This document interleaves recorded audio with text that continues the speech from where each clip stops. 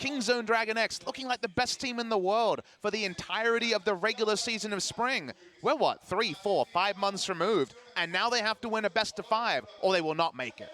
It's a bit of a sad story for Kingzone and their fans. They're here on the cusp of getting it back into Worlds, but as you mentioned, after MSI, something just snapped, I feel. They came into summer, they looked kind of wobbly. They were up there towards the top, but they were just barely not able to get the important wins, which is why they find themselves having to play in this gauntlet that they could have avoided entirely had they had a better summer. And even BDD was saying, this is my life, the LoL World Championships. I really need to get there and prove to everybody, you know, that I am a fantastic player. Everybody on Kingzone can do it. They want to prove to everybody that they are the better team here. So we see the teams that have made it already around the Worlds, the major regions. You mentioned LCK, LPL, EU LCS, and NA LCS are going to be playing today. It's a super day of League of Legends to decide which teams are making it to Worlds.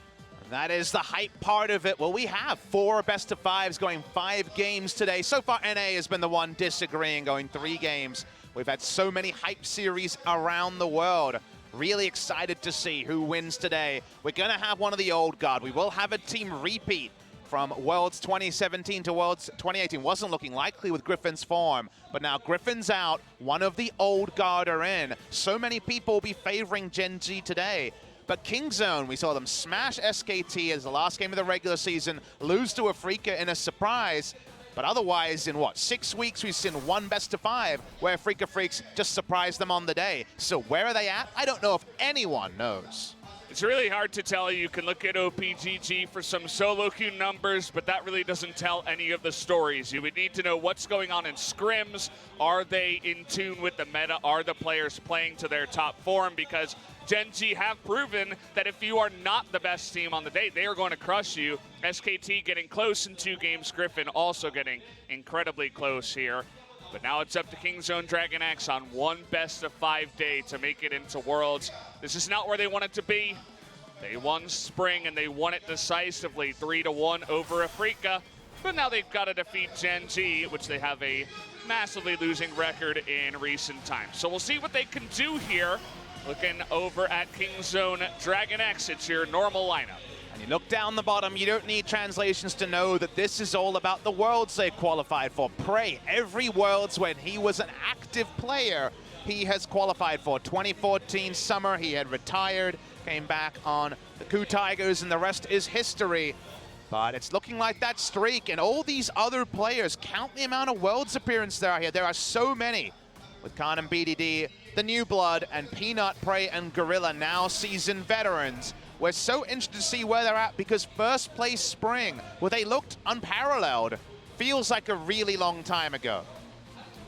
It really does. I mean, we've played so many best of series here in Korea since that moment. April 14th or 12th, I believe it was one of those weekends that we did have that finals on that we casted, but they've got to make it back here in summer in the regional qualifiers and go up against a Gen.G team that honestly looks incredibly strong. Got to agree with you there, Valdez. We're going to introduce Gen.G now. The lineup, you can see Crown and Haru poking over their monitors. No change on the roster that needed 5 games to get over Griffin. Wonderful series a couple of days ago. This is now their new roster. Haru, a bit part player for basically the entire year and the better part of a year and a half, is now going to be starting. And to me, Haru versus Peanut is one of those really exciting matchups, because if I have to pick mechanically talented junglers who can play the aggressive side rather than just the farming junglers, Haru and Peanut are probably top 2.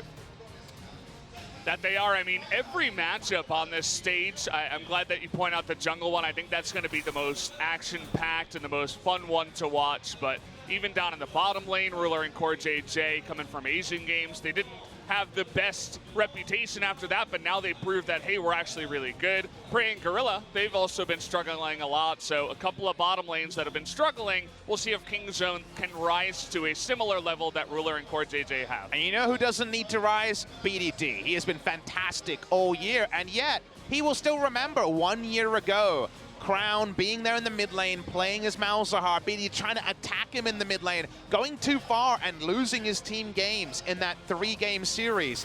The Samsung Galaxy was able to easily prevail over at the time Longzhu Gaming. That's the 2017 Worlds round of 8 match where Longzhu were favorites for Worlds and Samsung smacked them out in quarters and went on to become your world champions. Now on Twitter I said it's 5 series in a row. Actually, I have to take back that point. 2-1 was in fact Kingzone's in the second round run. They did pay it back. But you can see the texture ever since Worlds, it's been one-sided. I also want to draw your attention to the second round of 2017. That was you and Crumbs casting on the last day of the season. Yep. The match that condemned Samsung to third. Kingzone then Longzhu finished first on the final match of the season. The rest is history in 2 different directions. It's just been a very Samsung into KSV into Gen.G favorite matchup over the past 2 years. Yeah, I mean, you say since Worlds, but even before that, 2017 Summer Round 2 matchup was the only one they won in 2017. So for the last 2 years, it's been Kingzone's natural enemy, Gen.G, or Samsung, as SpoTV like to put it here. But Kingzone, they're looking to change that around. They really want to get revenge tonight. Let's take a look at some trivia. Isn't it interesting? It's been 333 days already since the Worlds quarterfinals. Lets you know that Worlds is definitely around the corner. We only have promotions after this. This is the end of the top tier here in Korea. Lot to think about between these 2 teams. Some different members, Ambition not there to control Peanut. Feels like Haru's going to ignite the same match and take it to Peanut in a different way in the jungle. But otherwise, there's a lot of seasoned matchups here. And there's just so many questions about 2 teams, honestly, that are on a redemptive arc. Our world champions who got nothing done in spring and summer, and then our spring champions who've had nothing to smile about since they went over to MSI. That's definitely a big one here. Only one of the teams that made it to 2017 Worlds is going to be in Worlds for 2018. Another cool story from Korea. Other teams, KT and Afrika, making it this time alongside one of these 2 teams. And Gen.G making it, I mean, former Samsung, make it all the time through qualifiers, 2 years in a row. They're looking for their 3rd year now in a row. It seems like that gauntlet buff has not left them just yet.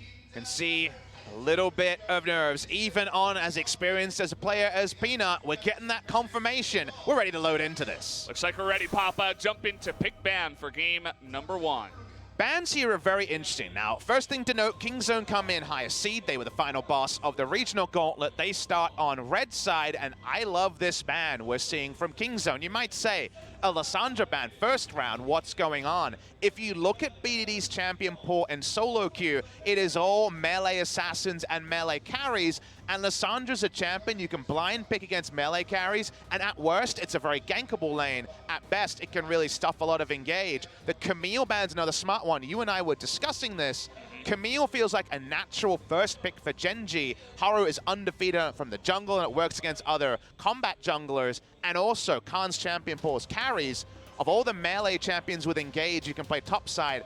Camille with ganks beats the carries, so I love the Camille ban, and so far I think Kingzone have done some great research. Yep, love the research. Fantastic targeted bans. Crown, remember, he was picking Lissandra into many, many different matchups. By the way, we have some special guests here tonight, guys. So as Caps and Reckless making their way down, you know, playing in solo queue. I've seen them playing a bit on track in the pros, and seems like they always love to be here in Korea. So happy to have them here listening to the broadcast. And there's only going to be more, right? ULCS finalists, and winning that final over Schalke means that they're here early, but everyone will come to scrim because we're even in Korea this year for the World Championships. The pick and ban is done. When it comes to the first round of bans, Aatrox's first pick.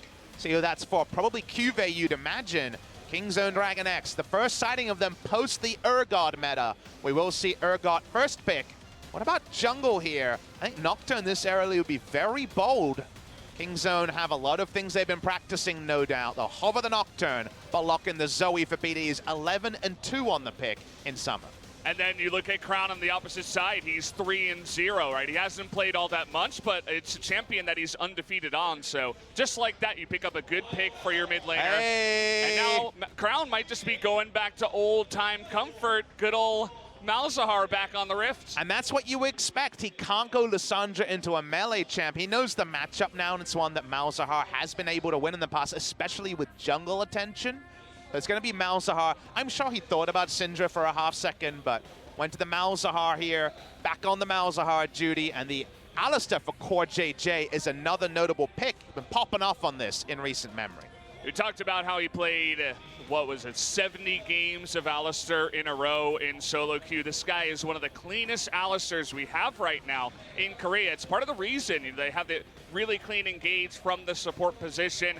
Kingzone here going to pick up Gragas as the last pick of the first phase. So Kingzone, again, chose red side. We've seen a lot of people choose blue. If you look back at the last two series, we had Gen.G play 5 games on blue side and then 5 games on red side against Griffin. And now Kingzone is forcing them onto blue. Haru's AP jungle Gragas has been one of his big calling cards recently. The Camille's ban, the Gragas taken away. For Kingzone, remember this can be a flex pick. Gorilla's been practicing it in solo queue a lot. Inspired by Ming's great games at the Asia Games. Could definitely be jungle for Peanut, but he's not quite the top tier of jungle Gragas player compared to Score and Ambition, and even Haru's recent games. After this first phase of picks and not much focus on the bottom lane outside of Alistair, we're seeing this 80 carry champion pool be cut away. Both Ruler and Prey, obviously fantastic asses, but the Varus is also taken away. With the recent lack of Ezreal that we're seeing, we see all these other picks being taken away right now. Sivir ban, Ruler's played it once, but to me this is saying Kai'Sa, right? Because Kai'Sa is the one that you can play Sivir into according to much conventional logic. The Braum ban is definitely an old pick for a guy. He's only played 1 game of it all season. I guess they don't want to give over Braum Kai'Sa, but with the Sivir ban, you knew it would be a Kai'Sa in the bot lane for Prey. He does lock it in. Tristana is going to be locked in right away for Ruler. I was thinking perhaps we'd see the return of the Xayah. He looks so good on it. Actually carried in game 5, but that was Xayah Rakan, right? Want to go with something a little bit more aggressive. Tristana Alistair, that classic bottom lane. And we will see the Olaf jungle here from Haru, keeping up the aggression. Over on the side of Kingzone, we mentioned the potential to flex the Gragas bot lane. The Trundle jungle would certainly be a sign of that. We see it locked in here. This is the matchup that, of course, brought out Trundle earlier in the year as a pick into the Olaf. We've seen it go both ways, but if Trundle's ahead of the curve, ahead of the pathing, he will be the one to win. So it is the Gragas bot lane. On paper, it is not a bot lane that really jumps out at you as laning priority, but Gragas has gone up the support tier list ever since Ming showed it off. And we will see Gragas Kai'Sa, the sort of lane that can definitely pop off from ahead.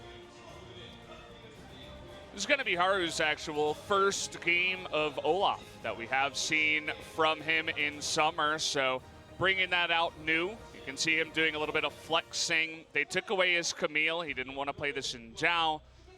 Thought about the Trundle. He's 3-0 on that pick, but decided against it. Trundle actually Peanut's most played this summer at 5-3. 138 career games for Haru across a couple of teams. Of course, started on CJ Enters. Actually, only 1 game ever of Olaf, even though it fits his style of aggressive jungle. He's 1-0, but it was, as you say, not this season. No surprise he can play the Olaf, a matchup we know and love. What will happen here in game 1? Khan on the Urgot. Not going to be a mid lane Urgot to start things off. Kingzone on the Urgot meta. Kingzone bringing back that support Gragas as a change from them. Prey and Gorilla, the bot lane 2v2. How's it going to look? Because Prey's performance has drawn the most criticism from Korean fans of all of the Kingzone woes of recent memory. Yeah, and he's going up against a guy that BDD said was the best on his team, Ruler, in the bottom side. Now going to bring us a new pick for him, I should say. Seeing play across the board elsewhere from time to time. Ruler's going to give it a shot now on the bottom side with Alistair. We'll see if they can get that going. Countdown has started, guys. Let's jump into game number 1. Kingzone up against Gen.G.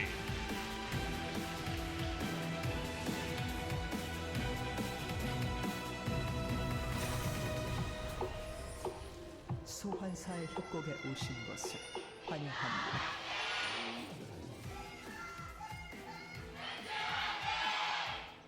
Sometimes it takes a while for us to fill up, but when it's Kingzone DragonX, our double LCK champions before they wavered in summer, and our world champions in Gen.G with so many famous players in the Rift on game number 1. We're full up already, Valdez.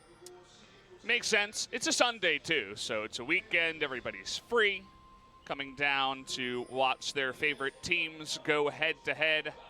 And it's a road to redemption, you'd have to say, for both teams. The Kingzone DragonX side has been the more discussed because, of course, since spring final, they have really wavered. Feels like the team that was sent to MSI never got back, and they have certainly been a lot more wayward in summer, and of course their international performances has, let's say, lost them a lot of neutral support. They'll still have their hardcore fans, but it feels like the neutrals that just band together to support the Korean team that represents are now no longer as confident in Kingzone DragonX. It used to be if you win in Korea consistently, you win in the international stage, and Kingzone weren't able to show that. Meanwhile, Gen.G, our world champions, finished 5th into 5th. So haven't been able to find anything domestically. Want to make it back to Worlds to show that that is their true playground.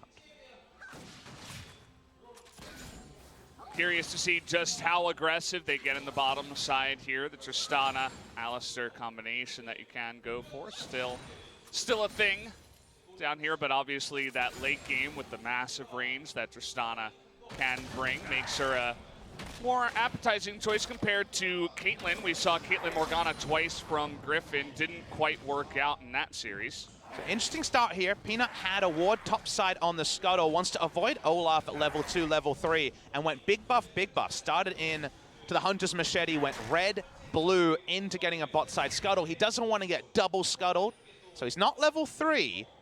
But Haru himself actually getting the end of the patience here of the red buff, will be able to take it, but very defensive start for the Olaf, despite maybe conventional logic. Yeah, both these guys just want to avoid each other for now, it looks like.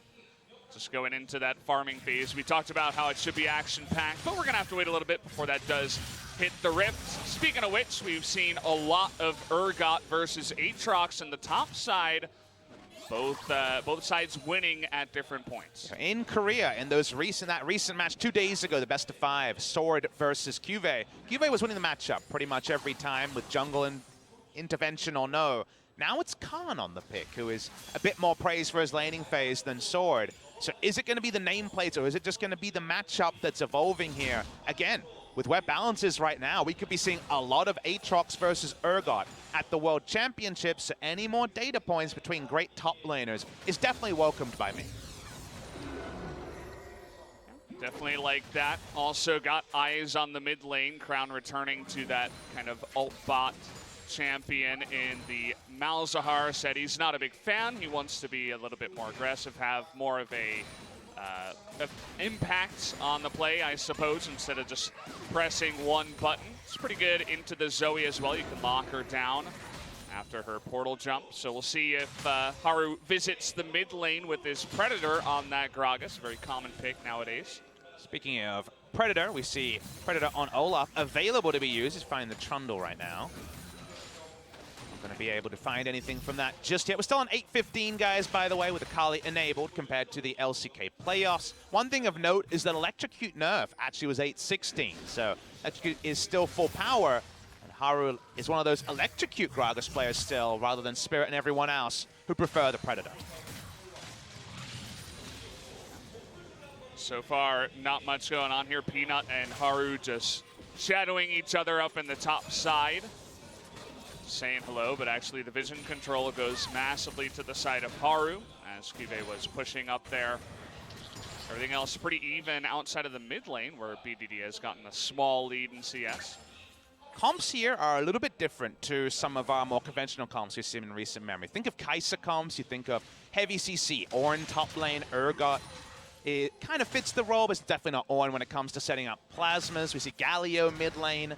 In this case, there is pick CC and a Kai'Sa rather than, say, teamfight Wombo and a Kai'Sa. So it's not as much set it up and then she will Wombo them down. And Malzahar lets you know there's plenty of pick on the side of Gen.G as well. Speaking of pick, this is what happens in this matchup. You can attack the lane, but speaking of being attacked. Oh boy, BDD getting pretty aggressive, but he lands it and dodges the axe. Is able to get out of there. Haru not level 6, so he cannot follow up. Fantastic gank timing by Haru, but the skipping is just enough to stop BDD going down. Crown himself getting very aggressive.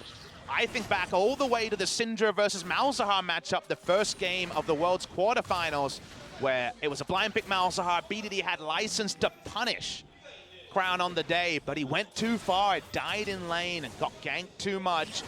And his exuberance was one of the reasons Longzhu could not beat. Samsung Galaxy at the time. Now, once again, he's able to attack, but the first time he goes super aggressive, Haru's there to punish. You were talking about that gank timing. Now it's opened up the jungle for Haru as well. He's able to get that first Scuttle Crab after Peanut did get the first two, and he's about to hit level 6 after that bottom side camp, I would imagine. So we'll see where he decides to gank afterwards. BDD is likely today to be feeling a lot of pressure.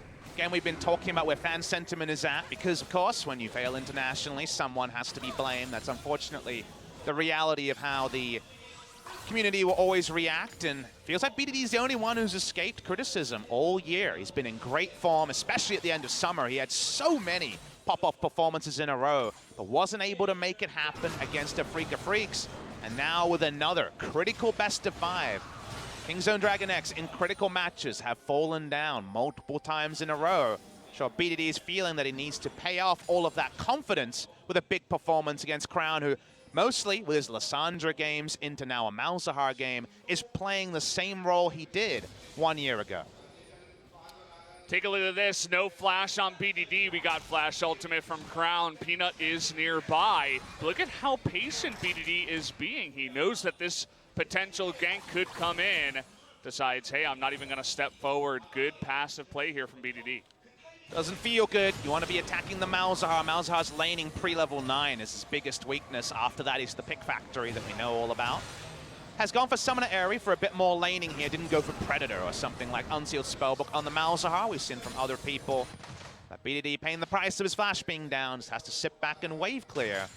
Speaking of wave clearing, QV getting that free lane, and we saw some pretty big sweet spots open up from his Aatrox in that last series, critting people for 720 and then some.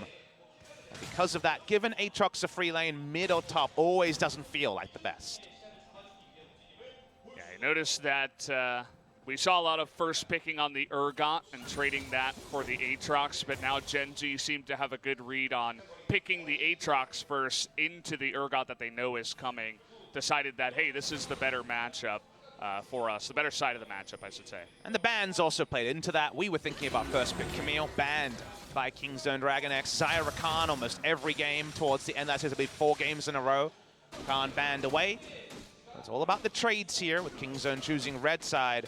Not so much about the trades of jungle farm anymore. There are equal numbers, but min-maxing in terms of experience advantage definitely goes to Haru. That it has.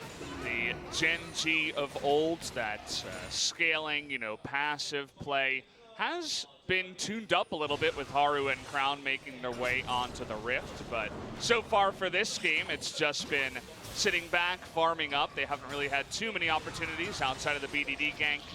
And Haru now, after hitting level 6, going to pick up his red buff and still waiting for that first blood onto the Rift. Very interesting to see where this game goes. It gets longer. We'll draw your attention to a keystone choice on the side of Ruler. Has gone press the attack Tristana.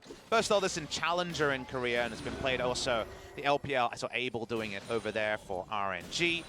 Just a choice here where you can get some really nice trades in the laning phase. Get 3, 4, 5 points into the explosive shot. Get the autos in to pump that up, and also proc the press the attack for the explosion damage. So a bit more lane presence for the Tristana. Doesn't need too much help in the late game if she gets through the laning phase.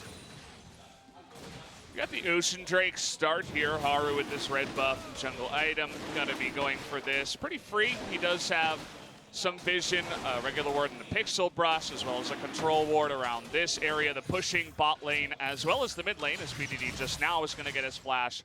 Means that it should be a pretty free Ocean Drake, and this is good. I mean, the laning phase still going on. Everybody knows about Ocean Drake for the laning phase. It's pretty good. Likely priority was going to be mid lane, but the flash being down stopped that. We're seeing a lane swap here, so early back they knew the Drake was being started. Got the Storm Razor and going straight to top side to help Urgot and get a structure, get something started for Kingzone DragonX. I like this proactive answer. It is a reaction, but it's a proactive one, trying to find an advantage on the map. They're feeling good about fighting soon. And speaking of fighting, trying to bait him in, gets the flip on over, waiting for that World Ender. Now it's 1-on-3, but he's gonna pull him all the way back. Still got flash here on QV. Can he get away? He's able to dash after him, but the cast is able to go over the head. First blood goes over to Gorilla, and Haru himself gonna have to flash away. Subjugate onto Crown now as the rest of Gen.G are a little bit late to come up to the top side. Gonna be a good fight there for Kingzone. Really good lane swap here that surprised Cuvée and then some. He's full on brawling with no information of where the enemy duo lane was. Probably could have been called by the duo lane saying, wait, they're taking a lot longer to get back to lane. I don't think they're waiting for an item. Nobody in competitive play waits for 30 gold, 40 gold anymore. And so they just don't expect it. There's a deep lane ward, but consider when Kai'Sa's being spotted. It's now. That's when Kai'Sa's being spotted. Cuvée still takes one aggressive Q, and it's one too many. The flip opens up the killer instinct, and they use the ult there just to stop him opening up distance. Gragas rolls in, throws down the ultimate. Haru was doing that all the time against Griffin. Yeah. They get the first kill. The teleport's really late from Crown. Very good set-piece play. This sort of set-piece play, again, following on from the Tristana being shades of RNG. We see this from Uzi on the side of RNG a lot when he's in a Kai'Sa lane. That's usually to either answer an Urgot. In this case, it was just, well, we don't have bot side control. The Drake going down is a great sign of that. Let's get control somewhere. Also, around the same time, the Rift Herald spawns. Really like it, and Gen.G too slow to work it out.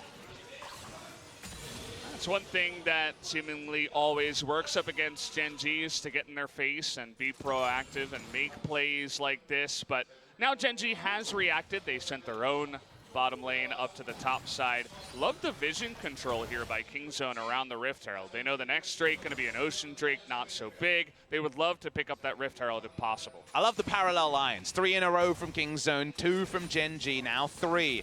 They have very similar areas of control, and it's safer for Gen.G to pop over and clear some of those wards. And if you control the river, this man on your screen, Crown, can show up. He doesn't really have any ability power, just got a lost chapter, but working towards some damage.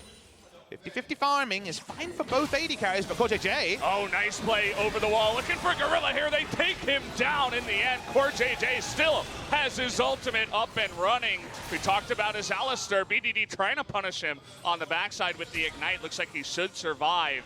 But either way, that clean Alistar makes a return to the Rift. That's the CoreJJ we know and love on the Alistar. He's actually able to get the flash headbutt pulled off before the Trouble Bubble actually armed. There was a very small window there, but he ends up not having to eat humble pie. But Kingzone make a nice rotation through mid lane, knowing that multiple members of Gen.G were out of position. Yeah, both TPs for the top laners were down. Khan is the first one to rotate. Cuvée just going ahead down on the bottom side, but the mid turret going to be a much bigger objective, and it's the first blood turret that does go over to Kingzone. And you feel so good about making Malzahar predictable because it's him showing up that usually is the start of problems.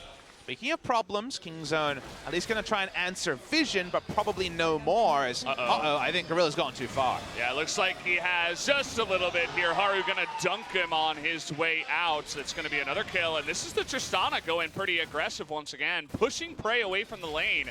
They may even consider going for this top turret now. Stormrazor pressed the attack. Tristana does way more damage than you remember Tristana doing at one item.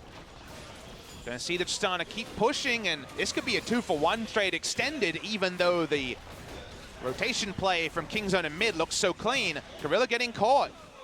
Removes any advantage from the side of Kingzone. It's a bit unfortunate, but the support Gragas is just not going to have the stats that a jungle Gragas or a top Gragas is going to have. He's going to be lower on levels, and if you use your body slam and you don't have your flash, you get caught by the Olaf or anybody else. You could be dead meat if there's any follow-up. But this is a really good sign for the series because we've actually seen a very high-level 15 minutes with Next Level. Next Level's proactive plays as a reaction, and then actually pulling off a cleaner reaction to that with the 2 turrets on the side of Gen.G. We're trading smart moves between Kingzone and Gen.G. And I don't know where the series will end up if we'll get 5 games of this. The signs so far are it's going to be a very close-knit series between Gen.G and Kingzone. Korea this year has been all about those 5-game series, especially in the gauntlet so far. We have had 2 of them in a row, and this seems to be the most even matchup. But take a look at CoreJJ's play once again. So he's hit by the Trouble Bubble. Here it comes through the wall. He has 1 second to do this play, but Flash Headbutt Pulverize, not the longest range. That was full range headbutt. Maybe he actually wouldn't be able to press the Q button. Certainly the buttons were pressed. There was no heal, but he doesn't burn down to the Ignite. Gorilla's mistake afterwards was the big problem, though, going down too easily. Now Gen.G, with their priority, with 2 outer turrets down, they want the Rift Herald as well.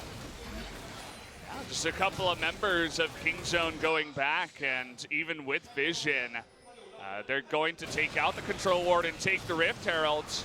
And there's not much that Kingzone can do about it. Already 2 kills onto Haru. He's going to add a Rift Herald to that one, and there's only 1 outer turret left over. You could just use it here in the mid lane. 1 charge will do the trick. Then Zoe, just like we were talking about, Malzahar will be so much more predictable. Looking for a pick on core JJ. He's obviously tanky. Has his ultimate, the double knock-up here from Cuvee, but a cask is going to push everybody back. Khan still looking for it. The ultimate on top. A Crown here is going to be forced to flash away, as is Haru. Not going to use his flash, but just running out of this one. Kingzone trying to catch him here is not successful. They're being feisty, but they're not really being controlled. They're firing out ultimates, looking for something rather than cementing something. Ult used there by Khan, hoping there could be burst damage, but there's no one else than him able to be in range to do damage to Malzahar. TP coming in, Ocean Drake at 1,000. Cuvee certainly thinking about this one, is already going to pop his World Ender on top of Peanut, who is going to be able to flash that wall. Going to trade the flash for that Ocean Drake in the end, but they're out of position now. We could just have Haru put down the Rift Herald in the mid lane and get a free charge off. And that's another good use there. I don't know if it's a Haru thing or a Gen.G call, but the charge and a couple of autos will take down this turret. Kingzone going to give it up. 3 outer turrets down at 17 minutes. They had priority in 2 lanes. This is pretty much a disaster on paper for Kingzone. Gold lead also goes up to about 2,000. Yeah, and it's not just the outer turret. We have a TP coming in, but already Shelly What's getting to Urgot work doing? there. I'm not so sure. They're fighting over the red buff. It's almost like Haru and Crown are distracting Khan here, but now you got this inner turret on super low health. He was on the golems at the top. That's a very interesting thing. I guess he just thought he was taking golems and going to top lane, but no one was dealing with the Rift Herald, and Shelly is always a snowballing problem. It's not the snowball you usually talk about, but it's one. Gets some nice advantages to the side of Gen.G. Do note that both of the 80 carries are running teleport this game. Prey just used his to get to mid lane.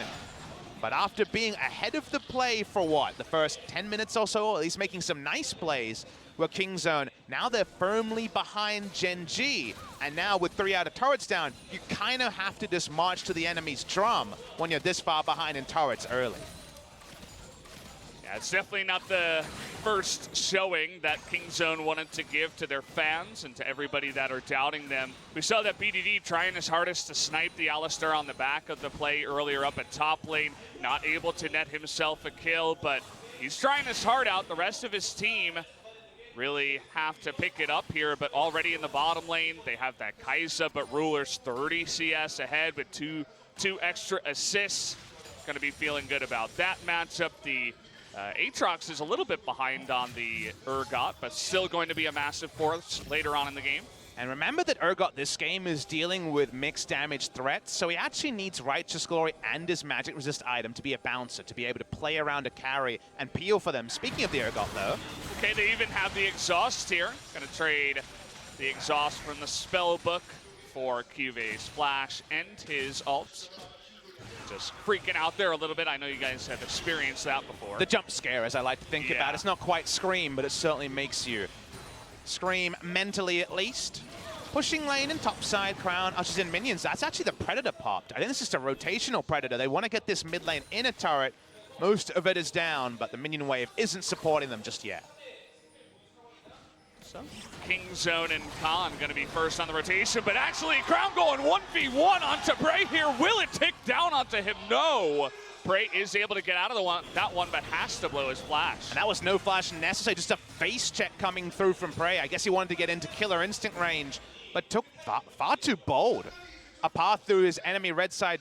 I say the enemy red side jungler, feels like it now, of course, the red side jungler of Kingzone, because Gen.G have controlled it for so long. Zoe's under turret wave clearing. She's not poking anyone down with trouble bubbles. Prey's getting caught between lanes. This game is completely being run by Gen.G. And that was the question we had to ask coming into the series. Kingzone, we haven't seen them in about a month. What is their level going to be? Gen.G, they prove in 2 best-of-5s that they are on top of it. What can Kingzone do in this series so far? This looks like the most one-sided series that Gen.G has had to play, which is saying something considering SKT was their first matchup. Either way, Kingzone, they're going to have to change up the way this game is going because it's not looking good so far. Definitely when it comes to macro outplays, I'll agree. Of course, we can't forget that SKT exploded Gen.G in that game 3 of that first series. That was the 22-minute victory.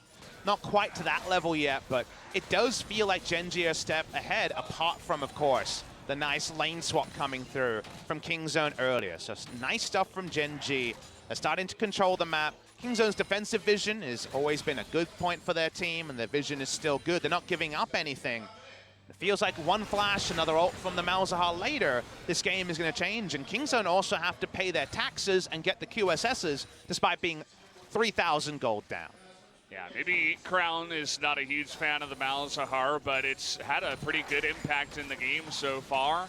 After getting the flash earlier on the Zoe and winning that lane, essentially getting control of that lane, and then now having, Prey flash and just being a menace up in the top lane with his own teleport, able to split push. It's been a good pick for Crown historically, and well, I guess we're going to see more of it, especially because his Vel'Koz so far is 0 and 3. And I want to draw your attention to the CS numbers as well. In every role except top, the CS is being won by Gen.G, and you could also just include the jungle CS there to make up for the slight disadvantage for Cuvée. There's just a lot of minions when you have 3 turrets down and you lose control of your own jungle that are lost to turrets that you can't get to as Kingzone. We saw Prey try to take a direct path between turrets and almost die to Malzahar in one rotation.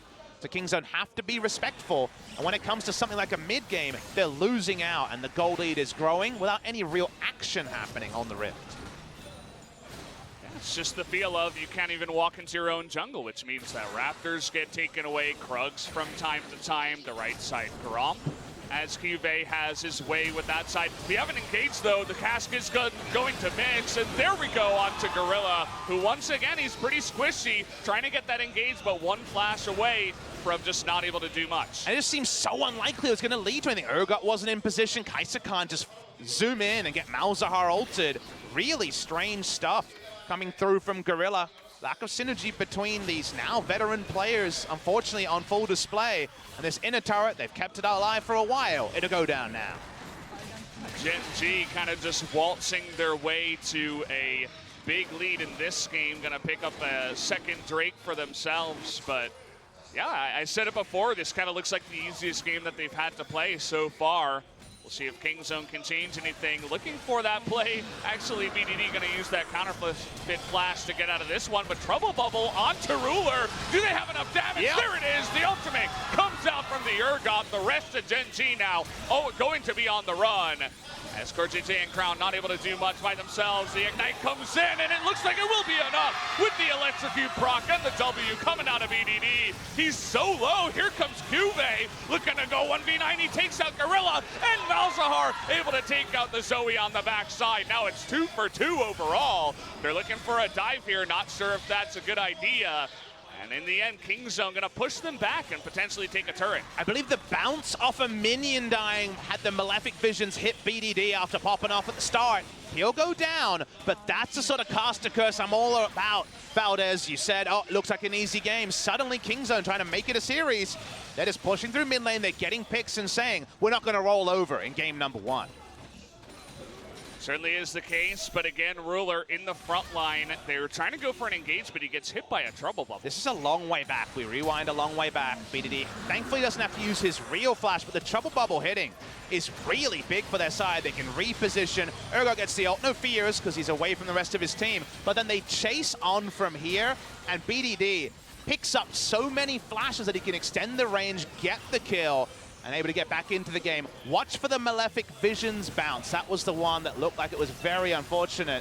The E is used. It's off of Gorilla. Yeah, it goes off of Gorilla onto BDD, and his 200 hit points burned down. He'll feel bad about that, but they do get those turrets in the mid lane to get them back in the game.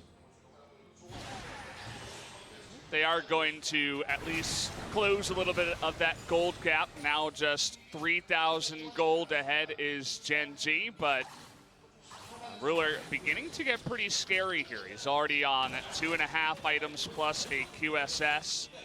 has finished that rapid fire cannon, and even though the last fight was heavily in favor of Kingzone, that was because Ruler hopped into the enemy team and just ate it to the face. So as long as he doesn't make mistakes like that in the future, I feel like Gen.G will still be pretty happy about their position. Hard to call this a fight truly, because it was mostly about Kingzone trying to take down members and Gen.G run away. 2 items are complete for Prey, so the items are starting to come in that, with the way the game was going, may never have been completed. The gold lead still around 3,000. Kingzone looking for a gank brush right now. They're going to be revealed on this control ward. It's also a Malzahar. Another small thing is his passive. He's not just going to get hit by 1 trouble bubble and die. So it's good for split pushing, and if you have any vision, you should be safe.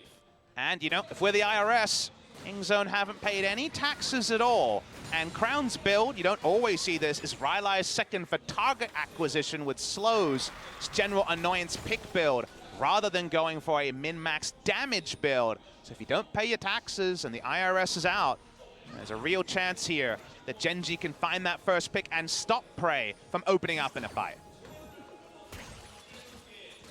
Ruler once again going to be frontlining on this Tristana as the levels go higher, and with that rapid fire cannon, Stormrazor rapid fire means that first shot, well, you said no QSS, they're trying to get onto Peanut. Looks like Cass is going to be the QSS for the side of Kingzone as we saw that happen. Will we have a re-engage? Haru's thinking about it. Cooldown not the longest. They get a rotation through as 5 members meet 5 members in mid. The ARAM, I think the threat goes down from the Malzahar considerably, and of course his ult is down now, so nothing too much to think about there. The gold lead for the Tristana has only gone into QSS and a pickaxe, so it's not going to be a huge swerve by any means.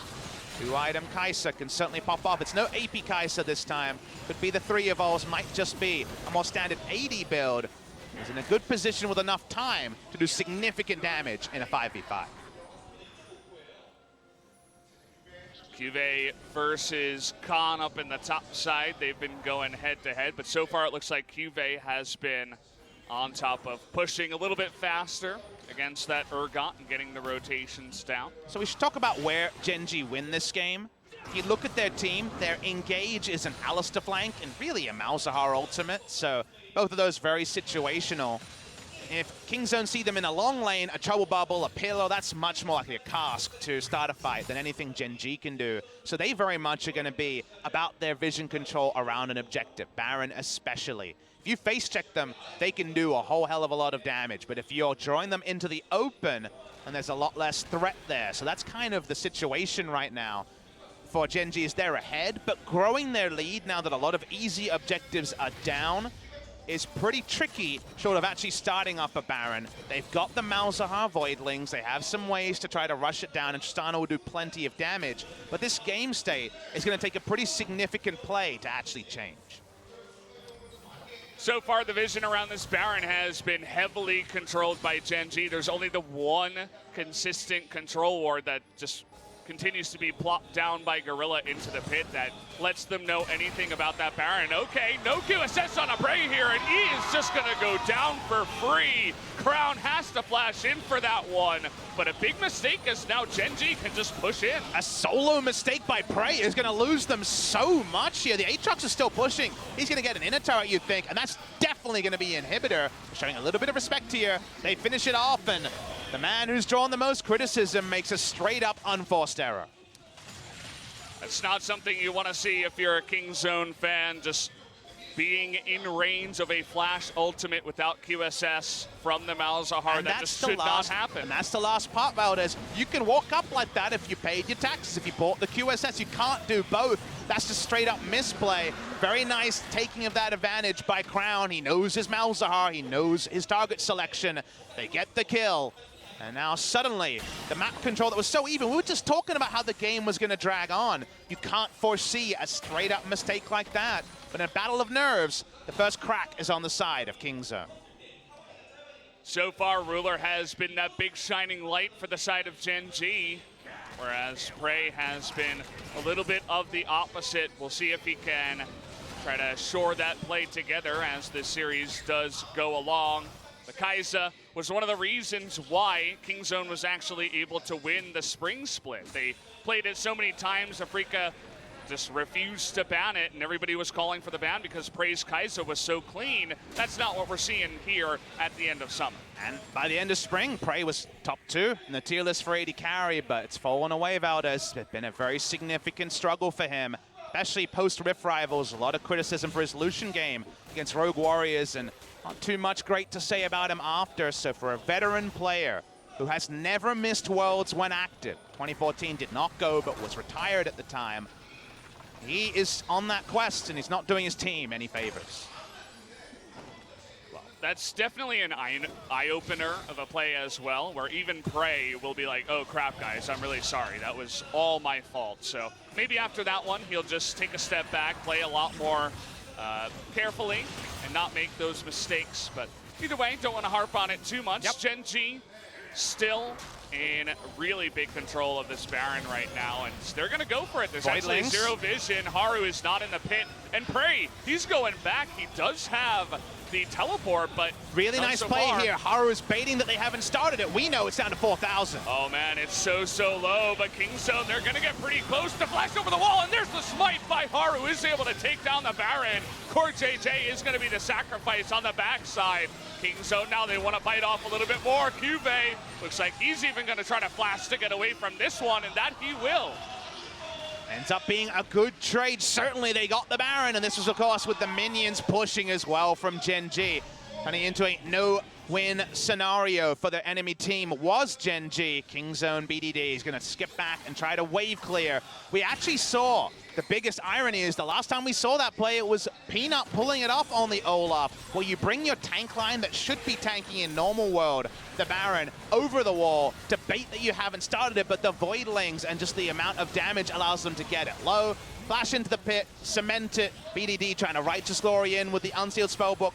Smite isn't going to be able to get into the pit. Really well done. Nice creative play coming through from Gen.G. They get the Baron to go along with the picks and the inhibitors in full control, and while the gold lead still hasn't ballooned to 10,000 like we saw so many times in the 10 games of the regional qualifier already, feels like all the pressure, all the momentum is on the side of Gen.G. That it is. I mean, they did just get the Baron, and a couple of kills went to the side of Kingzone. This is when you would expect them to continue to push on in. Already one inhibitor is down, but now they can just go for what looks like a 1-1-3 at this point, but just Olaf to come down into the bottom sides, and the Aatrox with this TP up in the top, and begin to push these 2 extra lanes. Seeing Khan camp, he's going to clear a ward. I'm actually going to draw some umbrage for the build from Prey. He's gone Hurricane short range build. Of course, the Hurricane used to be core, but then the synergy with the E was removed. Going this build suggests I'm going to stand and bazooka down passive procs. We already said they don't have Galio. They don't have a lot of setup for him to proc his passive, and you're short range against a Malzahar, so you're definitely going to get QSS here, and if you don't buy it, you just die. So not having an answer to the Malzahar and playing a short-range Kai'Sa build seems like just a straight-up mistake. I understand min-maxing damage when your team's behind, but this is a comp where you need QSS to play Kai'Sa. You said it best. This is the time where the IRS is actually going to catch you. Sometimes you can get away with it, but not in this game. They already Ruler, sent you 3 warning letters. I know Ruler has his. You know, he's paying his taxes. He's not even up against the IRS, the Malzahar in this game. He's just using it against the trouble bubble. Oh boy, well, it's going to require, I think, a big mistake here, because Crown's certainly going to be holding on to that R button unless they can instantly delete a tank, but he'd love to hold on to it for Prey. Second Prey makes his move with that short-range build. He's just going to click on him and say, I'm doing my job in this game. That's what a Malzahar does. Cuvee going to drag everybody up into the top side, and he's not even going to go below 90% health. All right, well, it's full tower defense now as Cuvee pushes up. These inhibitors going down. The Nexus turrets are taking damage. Is Kingzone going to actually just wait for a moment, or are they going to try to create one? They tried with Gorilla earlier, and it did not work. Well, he does have his flash. Now's going to be the moment. They're looking for someone. Oh, Crown misses. gonna fail his flash there, but immediately is gonna ult onto the Trundle, who gets super low. Prey, though, does have a lot of space down on the bottom side, but Ruler over the wall is just going at it alongside Cuvee, who's just running at this Kai'Sa. Nothing she can do alone. She will go down. There's only BDD and Khan left, and Ruler not even in the fight right now. Is gonna try to hop on over. BDD trying to carry this one by himself, but here's the Tristana. BDD is gonna get low, but he kills him in the end. Khan able to trade a kill on the backside, as Haru was too low to help out, and Kingzone somehow stay alive in this game. Super exciting final fight where it went one way and the other. The seesaw was so clear. Ruler was the one to get Prey out of action, but then didn't get a rocket jump reset, so wasn't able to have threat. And while it was just Urgot and BDD was untouched for the majority of the fight. We're going to go all the way back to how it started. Malzahar ult just used because he had to. There were so many people on top of him. Ruler's the one that tries to get rid of Prey, but then he gets trouble bubbled. He didn't have a jump reset after going over the wall. And so while this looks like it's going to be a rout, look at the names here. It's Haru, it's Core JJ, it's Cuvee, who was already into his passive. There's not a lot of damage left off. Ruler needs to be there to stick a team fight like that. He couldn't get into it. I guess maybe he should have flashed over the wall, but you can't know. That's a hindsight point. And Khan able to finish it off. He actually was able to play Bouncer after all. Yeah, it was definitely a hard fight for Ruler. He ate a trouble bubble with his QSS down. He had to hop away from the Zoe. And so after that, he was so far away from the fight because he was in the jungle, actually, after that one. So it took him so long to rejoin the fight. They were lacking a lot of damage.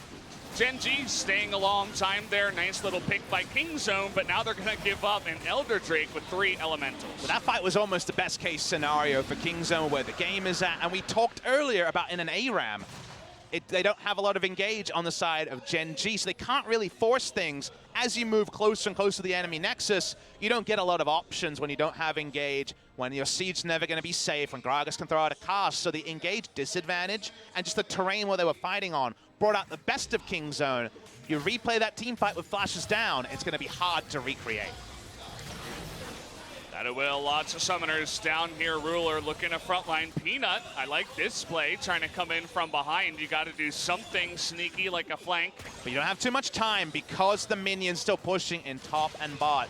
Here comes the third super minion wave in mid. So Peanut, he's waiting, but the pillar's going to have to be God tier as Ruler wants to auto attack down this Nexus. He's got such long range at this time. The cast not going to be enough. It actually knocks Ruler away from the turret, buys him a little bit of time. But it feels inevitable right now for Gen.G. Look at that crit onto Prey. He's ticking down with the Elder Drake damage. He can't even be in the game. Ruler is going to do his work in the end. Prey trying his hardest to get it to the back line, but there it is. Crown is able to lock him down. GG, Gen.G going to be able to take game number 1. Nexus explodes, and Gen.G want to extend that winning matchup against Kingzone DragonX and make it to Worlds. First sighting of Kingzone since the loss against FLICKR. And unfortunately, it was the one that was defined by that big mistake in the mid lane from Prey. Chose not to go QSS. Definitely a decision you can make. In this case, we of course got on his case because by the end it was clear it was necessary. But hey, play to your items. If you don't have a QSS, just sit back and wave clear. He walked up with no QSS into Flash Malzahar ult range with decent but not perfect information about where the rest of Gen.G was. He went down and then everything slid into place for Gen.G. Nice little setup around the Baron. I feel like Gen.G did make a couple of mistakes as well, but nothing really that Kingzone could capitalize on as they were too far behind. Felt like a slippery slope for them that eventually led to the death of game number 1. We're going to have to talk about that first game because it was not pretty. It didn't look as good as Griffin's play on Friday.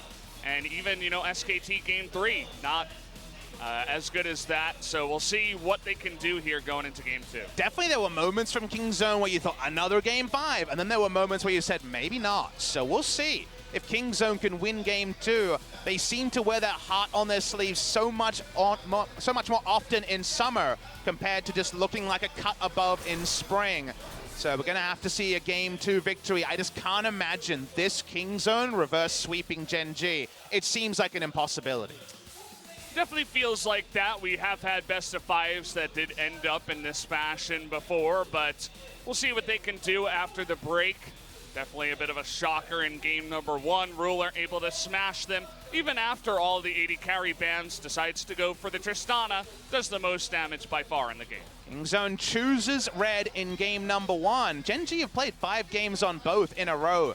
5 games against SKT on blue, 5 games against Griffin on red. What side will they choose in game number 2? Because, you know, you never need a counter pick for Crown. He's going to play a utility mid laner. I imagine Zoe and Lulu are the next ones after what we've seen already. The Lissandra and the Malzahar. He's got the Ryze as well to consider. So a lot of interesting thoughts for both teams going into game number 2.